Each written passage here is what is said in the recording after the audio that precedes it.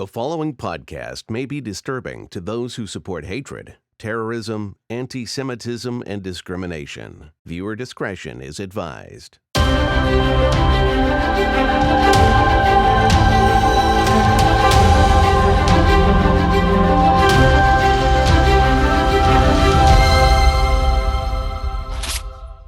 Hello, everyone, and welcome to another episode of How We Fought Against, bringing you the untold stories in the fight against terror, anti-Semitism, and BDS. My name is Arsen Ostrovsky. For those of you that don't know, I will be replacing Yifar Segal here as CEO of the International Legal Forum. Really excited about this podcast in particular to introduce you to a member of Knesset, Michal Cotler-Wunsh, who has been really a leading force in the fight against anti-Semitism, specifically online. I have a whole bio here for Michal. It will take us a long time to go through it, so I'll give you the abbreviated version. Michal is the chair of the Knesset Subcommittee on Israel and Diaspora Relations. She is the Knesset coordinator on the response to the International Criminal Court. She initiated a bipartisan global task force on combating anti-Semitism online, which is something we'll touch on later. And on top of that, she's also an expert on international law, on human rights and free speech, all of which we will be discussing here in our podcast today. And above all, Michal is also a dear friend. So Michal, thank you so much for coming on this podcast and for agreeing to speak, and really looking forward to having this discussion with you. So thank you again. Thank you very much, Arsen, for the opportunity. And if I may just take a moment to say that I think that the International Legal Forum, as all of us, are very, very fortunate to have you enter into this position, and I wish you great success. Thank you. I've got big shoes to fill after Yifar, but there are a lot of challenges, but also I think a lot of opportunities for us, including the fight against online anti-Semitism. Michal, I wanted to start off with, you and I go back not a long time, but specific date in July last year, which will now be etched in permanent memory, certainly for me. I was at a Knesset hearing which you initiated on combating anti-Semitism online. It had participation of all the different social media companies, including Twitter. And I remember the time I'd asked the Twitter representative specifically about the double standards and how they were flagging, for example, President Trump at the time, but turning their backs to the tweets and posts of Iranian leader Ayatollah Khamenei, who was literally calling for genocide against Israel and the Jewish people. Her response, the Twitter representative's response, still sends shivers down my spine. I remember those words. She said it was acceptable because it was mere foreign policy saber-rattling and acceptable commentary on political issues of the day. Looking back, can you walk us through what was your response at the time? I remember there was a initial pause, but what was your reaction and response to her words? So, first of all, thank you for the opportunity to reflect on it. And actually, you can see it in my question to her, because it was a very raw moment. And as a lawyer, as a legislator, as somebody who has been involved in trying to make accessible the war waged against the state of Israel on the International Forum, using legal institutions and the law itself, and having that theoretical understanding, actually her response was so raw in that it gave the perfect example to what we try to explain all the time are the possible implications of where this may lead to. And that's why when I came back with that response and with that question, it was literally just to try and reflect back what I had just heard to make sure I heard right. And in fact, I repeated the question twice to confirm that indeed that is what I understood to be right, is indeed what she was trying to say. And in fact, yes, right, the answer to that, and we were all in that room.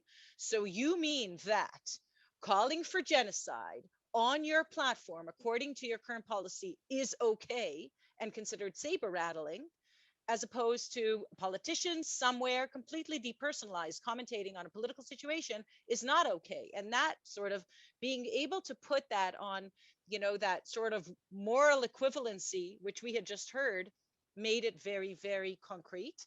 I think it also, and the reason that I initiated that hearing in Knesset, which led to additional hearings, we had a set of 4 hearings, Twitter and Facebook and TikTok and Google, for those that don't know, and actually they really one led into the other in the engagement, in the conversation. What was really important was the conversations were held in Israel's Knesset, in English, with international representation of the digital platforms. And for the first time, actually, I believe that the Knesset itself understood the magnitude of the problem, and that it isn't just somewhere else. And it isn't just something that somebody should be paying attention to, but us as legislators in Israel's Knesset, as with all legislators around the world. And it in fact really challenged me to continue the conversation and launch the interparliamentary task force that you referred to, an international bipartisan task force with members of parliament from around the world, from Australia and Canada and the UK and the United States and New Zealand, recognizing that this is a global challenge and it needs to be addressed globally, although of course in each of our countries the legislative piece may look a little bit different. Looking back, then you said there's been a number of Knesset hearings subsequent to July. Have you seen progress? Is the message resonating, do you believe, with the social media companies? So I think we're in a process, Arsen. I think we've seen, some steps being taken. We know that, Facebook's policy regarding Holocaust denial and the ability to click out, which we discussed actually at that hearing. Well, if we have the technology available now, and I don't expect any of the platforms to educate the public, but instead of that binary discussion, and you mentioned, free speech and, my research in that regard, that binary discussion that we always get into, free speech versus censorship.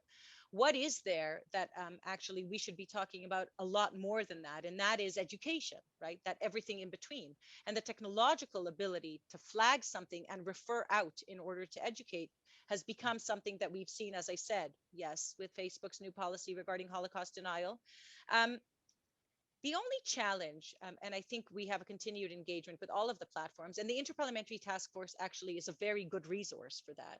The only challenge that I see, and we addressed it in the hearings as well, is that there needs to be a holistic address of the problem, right? Because the first thing we know as lawyers is that in order to address something, you need to define it. And lucky for us, we have the IHRA working definition on anti-Semitism. That working definition is actually a consensus definition after 20 years of a democratic process. And it's been adopted by about 28 countries, by sports leagues. And it's important, by the way, that it continue to be adopted by universities. There are really, there's a continuum of IHRA being utilized. And in this context, of course, can be a great resource for the digital platforms to be able to define anti-Semitism. It exists. There is a definition in all the countries that they function, or most of the countries that they function, at least the democratic ones, have adopted the IHRA working definition for anti-Semitism. So presumably that is something that we still have to champion. I believe it is possibly the only answer, because at the end of the day, as lawyers, we think of lacunae in the law. But the algorithmic possibility of always finding the lacunae is what we are up against. Because again, anti-Semitism is really the predictive example of a far larger problem of disinformation. But if we cannot combat anti-Semitism when we already have a definition for it, then it's really going to be near impossible to combat any other kind of hate that we don't have definitions for. And that's why championing the opportunity or the possibility of the digital platforms adopting IHRA is something we still need to do and engage in a continued conversation, despite the fact that we see, initial steps. And the one more thing I'll say about that is it's very important that we collaborate on that in multiple forums. I think that our strength in numbers and in understanding this, and through a variety of means of identifying, the task forces, if you will, that have to be formed around this issue, and you certainly are now in a key position to represent the imperative of adopting IHRA from a legal perspective, because as I said, you can't address a problem without defining it, and it's so basic as lawyers, we know that every law begins with definitions so that we're all on the same page. But we're not there quite yet. I wanted to touch on IHRA. As you said something very important. In order to defeat the hate, first we have to define it. How can it be used then as a practical tool, assuming that the social media companies can agree that yes, this is an important, whether it's source of guidance or other sort of tool in order to assess what kind of speech falls within hate speech. Practically speaking, how do you see it can then be used in order to limit or define anti-Semitism online? So the first thing is that the technology has to, the technology is like far ahead of the definition, right? The technology now has to sort of be implemented in order to give IHRA real meaning, as you say, in terms of a resource in digital platforms. I think that the ripple effects of first adopting the definition, the IHRA working definition of anti-Semitism, and imagine what this looks like, right? The training sessions on IHRA. To the individuals that will then oversee the technological implementation of what that means. That is a tremendous ripple effect. The understanding that as we don't enable child pornography on digital platforms, and we know to define that, it's that simple, right? And of course, it seems much more complicated because there are more nuanced issues, double standards, demonization of the state of Israel. But is it really more complicated? Do we actually think, because IHRA actually even enables the criticism of the state of Israel as you criticize every other country. It's there, it's in the definition. So I think that even creating the discussion around that will be the preliminary first goal, if you will, of adopting IHRA as the resource. And then as every other resource is adopted in any other capacity on digital platforms, in that binary, censorship versus free speech, where that's clear, that's not a challenge at all. I was going to ask you, how do you then respond to those that say, but this is an infringement on free speech, or in America, the First Amendment? It's a different situation in Europe, of course. How do you respond to that? That people that say, but there is the issue of free speech and enshrined rights under the Constitution, at least insofar as the United States is concerned. Right. So that is the conversation. Actually, we have very interesting discussions in the Interparliamentary Task Force. So, for example, as a Canadian, as well as an Israeli, the Canadian definition of free speech is very different than the American one, right? So, fighting words and incitement and hate speech. That is not permitted, and so it's an easier legislative piece, actually. But I would argue that in many circumstances, it's not a free speech debate at all. And we've had this discussion in the task force. So we've conveniently enabled the placement of this discussion in the free speech versus censorship. But in many instances, it's not about free speech at all, because yelling fire in a crowded hall was never allowed in the United States either.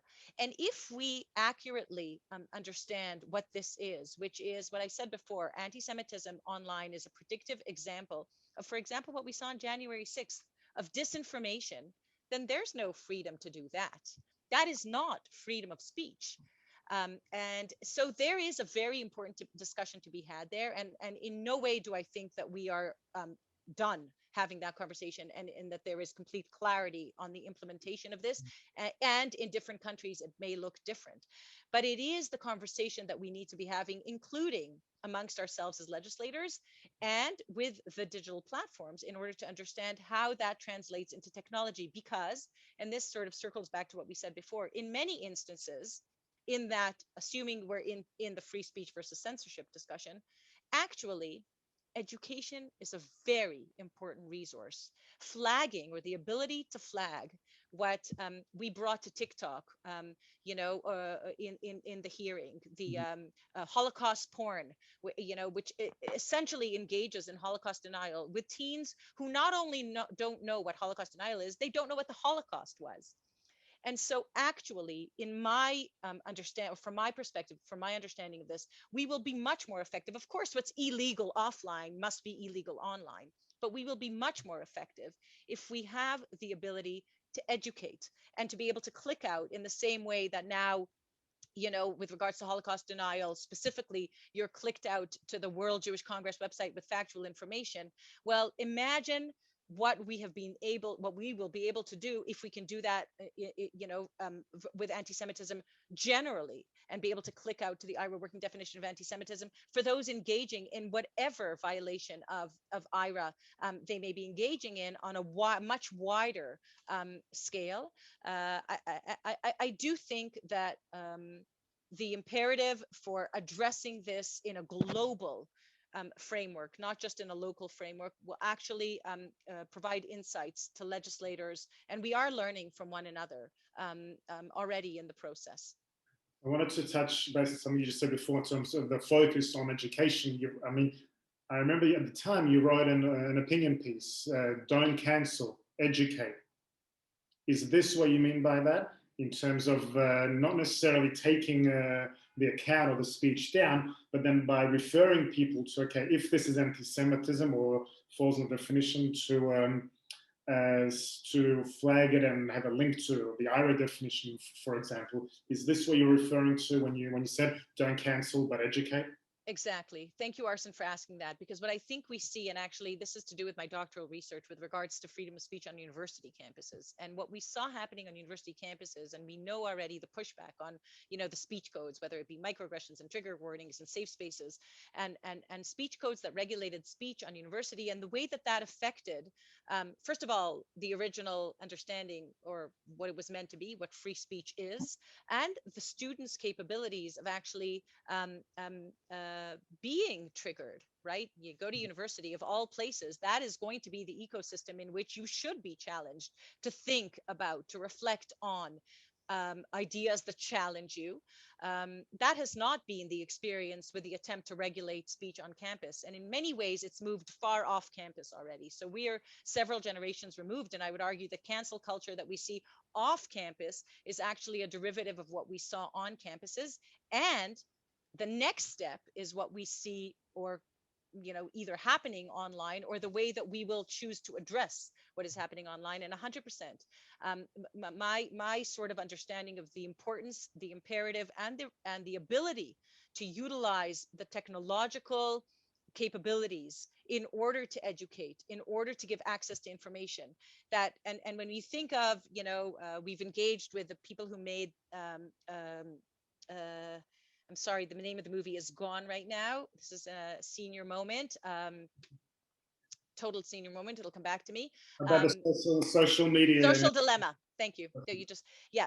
The thought, or the thinking behind social dilemma, and the understanding that it offers, and we've gone far beyond where the social dilemma is, basically that we are each in our own little echo chamber.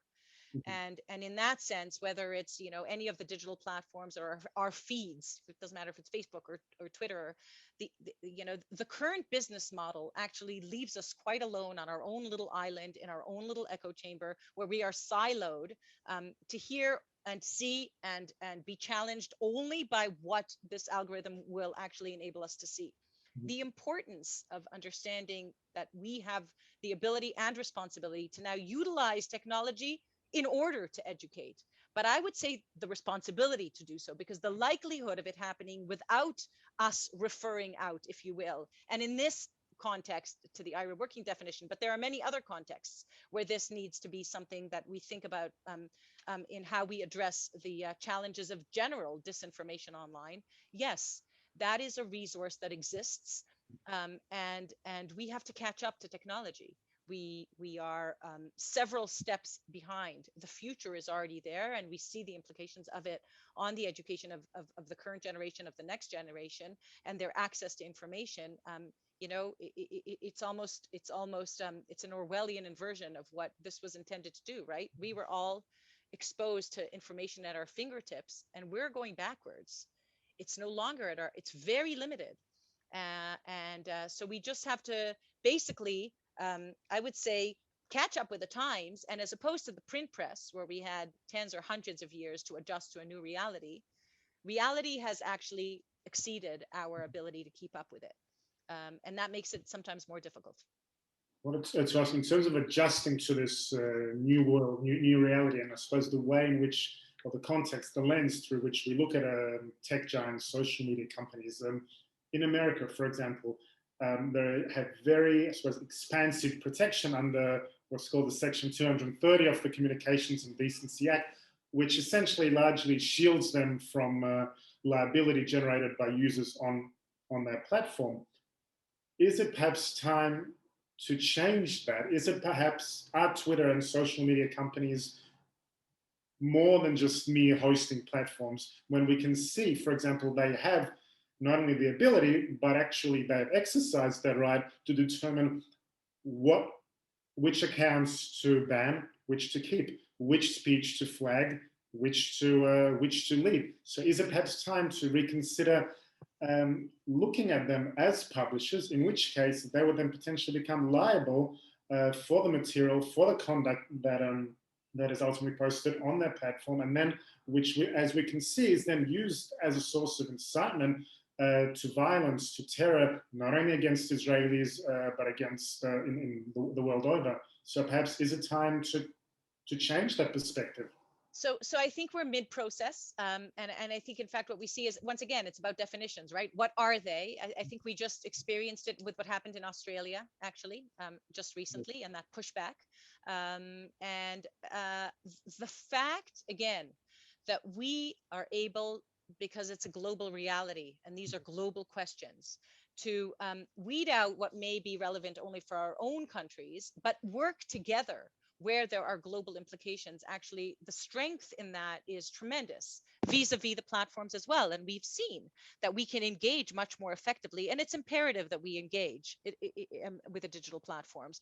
I think that what we're talking about, and we spoke about it in our hearing as well, is that with the tremendous power that they have comes tremendous responsibility. And it is actually the role of legislators or public officials to identify that responsibility and hold them to account. Now the question is how. And the first hurdle is to identify the what. We need to do this.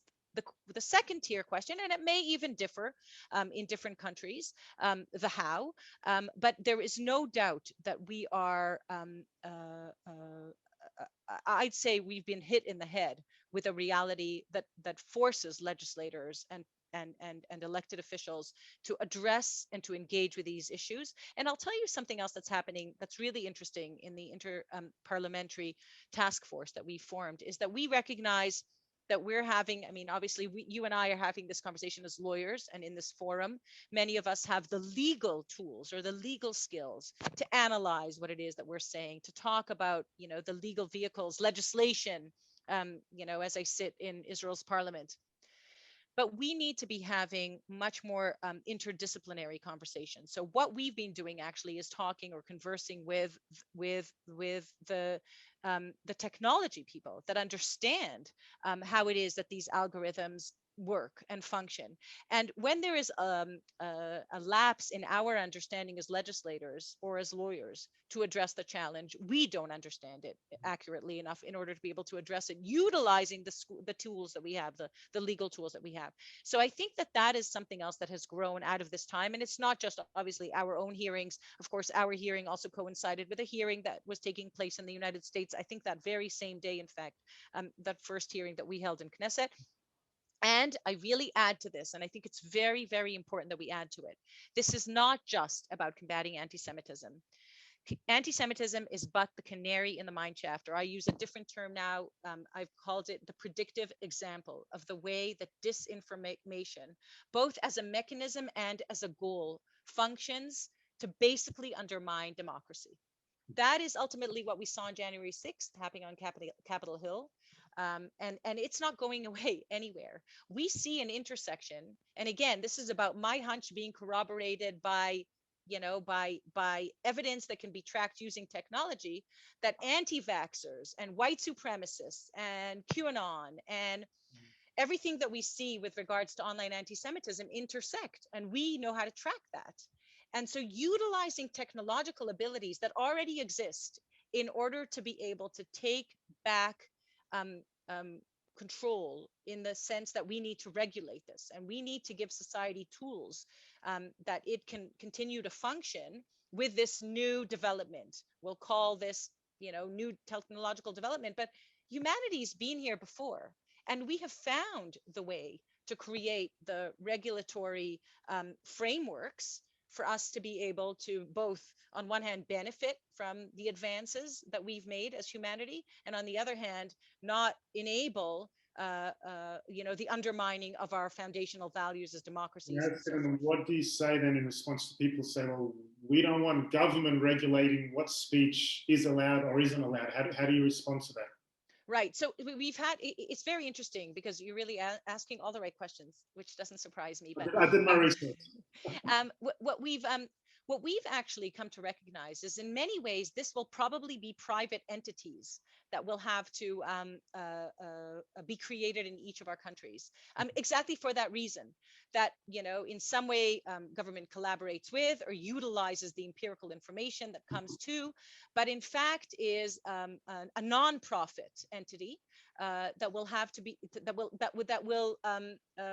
become the hub, if you will, of tracking the information or the disinformation that's happening online, and not a top-down, not a government regulated, but actually a public regulated, almost a self-regulated, if you will. And if COVID-19 has taught us anything, and it hasn't invented anything at all, is that at the end of the day, it's about personal responsibility that we need to make accessible to the public, right? I mean, if I had to equate, like, this is the first time actually that a pandemic, a global pandemic, intersects with an infodemic.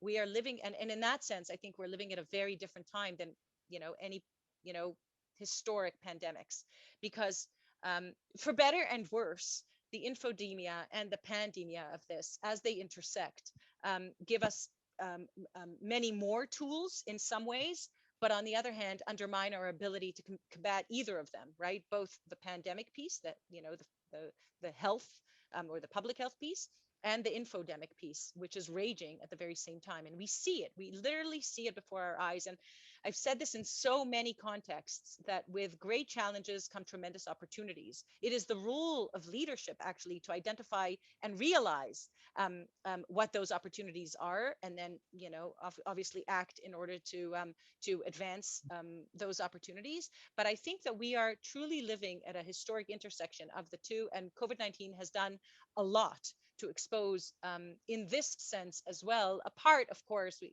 from the anti-Semitism that came with it, and the disinformation piece. If we really view online anti-Semitism as the predictive example, by the way, only because it's the oldest virus, and so it mutates in ways that are much more predictable. Which is what, by the way, as you know, Jonathan Sachs famously said in a speech before the European Parliament, how anti-Semitism is this mutating virus that first they came for us as a religion, then a race, and now it's because of our nation state. So yeah, you're right about that. And having it documented online in this way actually gives us a tremendous resource. We have data, right? We have data that we can utilize in order to track how disinformation works. And as I said, it intersects with other forms of disinformation, which means this is not just, again, about anti-Semitism or the Jewish people or the state of Israel. If you can't protect one religion, one minority, one state online, you can't protect any of them on or offline. And we also know, and this is another important piece of the, sort of the understanding of the imperative to combat online anti-Semitism, is that there's no real boundary between the on and the offline. You can't really draw a line and say it ends here, right? And that, by the way, when you talk about, how do we define the platforms? What are they? Are they publishers? Is it like screaming fire in a crowded theater? You have to take into account at this point that the online offline sort of boundary is completely blurred, if non-existent. And that is, the engagement that we have ahead of us, certainly as legislators, absolutely as lawyers, as we break this down, but all the while engaging with various, additional disciplines, including, in my view, the technological understanding of how this functions. I wanted to ask you, you mentioned before, but specifically focusing on your role as a legislator, and given the global nature of the way the social media companies work, the way disinformation spreads, I wanted to touch on the bipartisan task force on combating online hate. which you initiated. Can you give us a little bit more information about that in terms of perhaps the structure of it, in terms of the nature of it? You have parliamentarians, I understand, from the world over, and what are perhaps some of the initiatives perhaps that have already been introduced or spoken about? So actually, our goal is actually to have a very practical, pragmatic approach to this and come up with, policy recommendations that can be implemented both globally and in each of our countries. And that's off the bat. So this is not just the theoretical engagement of, understanding the issues, but actually coming up with solutions. And we're about to submit to ourselves an interim report about our work thus far. And the way that we've broken it down is actually each of the task force members, states, representatives of states, and it was very important that it's bipartisan because, can you tell again, us which countries represent? Yes, absolutely. There are representatives from Canada, the United States, the UK, Australia, Israel, and New Zealand. And I'll say that we are engaging in discussion with our peers, parliamentarians from additional countries. This is the sort of core that launched the initial discussion, and each of the country's representatives, and it was very important for me to mention that it's a bipartisan task force because this really transcends political divide. And that is the first step that needs to be made as we address these issues, by the way, including with the engagement with the digital platforms, right? And your question in that hearing, that on one hand, Trump's tweets were, flagged, and on the other, Khamenei's calls to genocide. The importance of depersonalizing and depoliticizing this discussion, if we are actually truly to create some sort of a way to address the challenge, is critical. And the way that the task force has so far worked is that each of the countries' representatives have presented their own local challenges with regards to online anti-Semitism. And then we moved into more of a global, sort of the broad section, what binds us together. And I'll tell you that there were very little, and this is interesting, it may not surprise you as a techie, there were very little differences between the countries, actually, where it comes into play. The real difference is actually when we take it back to legislation and maybe the understanding of free speech, right? And that is something that will have to be taken into account at the end, but not at the beginning. And we've moved into the engagement with the technological sort of understanding of what is available and where technology is. And that's where we're engaging with, as I said, the people that were behind the social dilemma, and understand in a very concrete way, in a way that I actually don't understand, because I don't have the technological ability to. And that's why it's important we're engaging with them, that anti-Semitism, they know how to track this, is but a predictive example of disinformation that they see.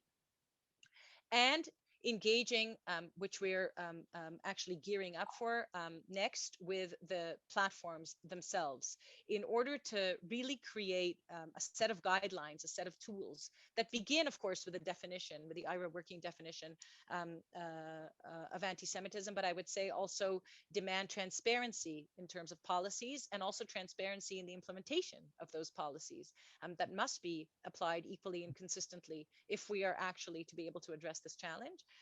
And enable the additional tools that we spoke about before in terms of education. That's where the task force is. It continues to grow, and actually grow with tremendous interest in each of the countries, as each one identifies its own challenges that intersect with the imperative to combat online anti-Semitism. It's quite amazing as a test case.